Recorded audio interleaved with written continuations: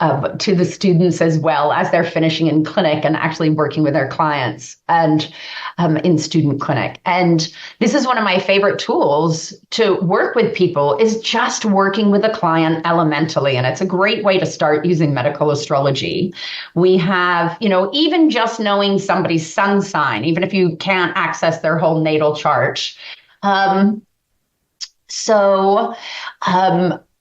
Just knowing their birth date, which legally on my intake form, I have to know anyway. You need somebody's birth date.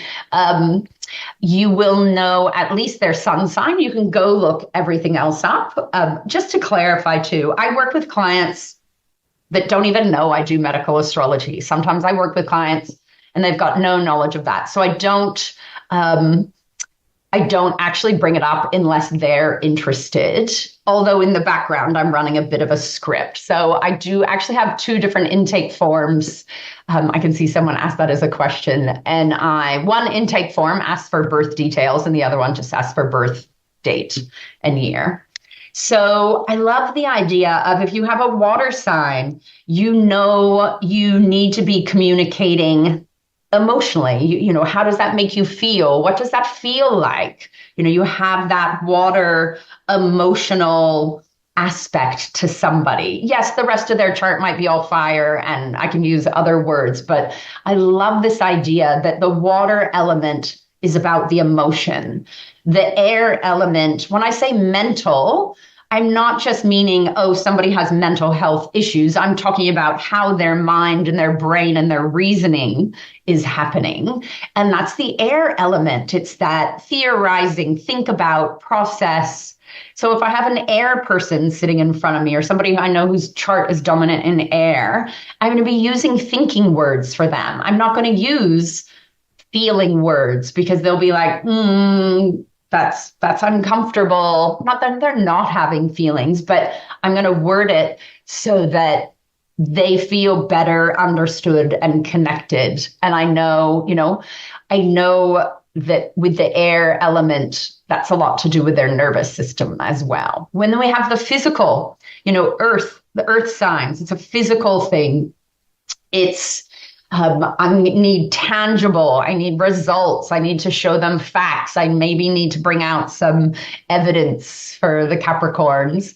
It needs to be practical, tangible wording and actions for them as well.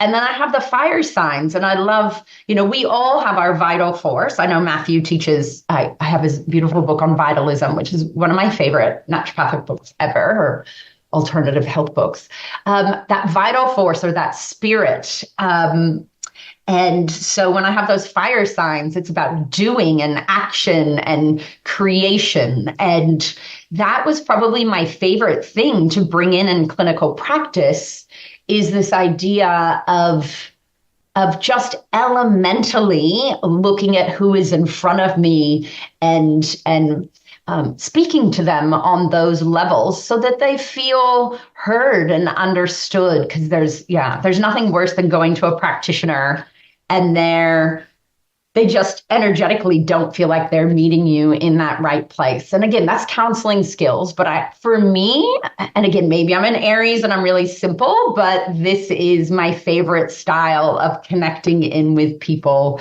and getting that trust as a practitioner. So I think we have a whole class, going forward where I'm looking at elements and what are also known as modes, which is another way we process things and do things in our life. And so it works really well. And again, if people are doing Ayurveda, if they're doing what we say in Australia, we say TCM for traditional Chinese medicine, they have always looked at people elementally and what their makeup is and where the heat and the cold and the damp. And we have that in the West. It does go back to like sanguine, the temperaments and the humors. I teach more simplistically, more with the elements than I do the temperaments because I find it's an easier thing to grasp. But it is one of my favorite ways to approach the person sitting in front of me. But there is massive crossover between all three of those modalities and a lot of indigenous styles of looking at people and the directions and the seasons. We have that in many indigenous cultures. Thanks for joining us. If you are interested in learning more, you can visit our website at matthewwoodinstituteofherbalism.com. You can find all of our social links in the description below. Also, please subscribe to our channel so you can keep up with the latest videos.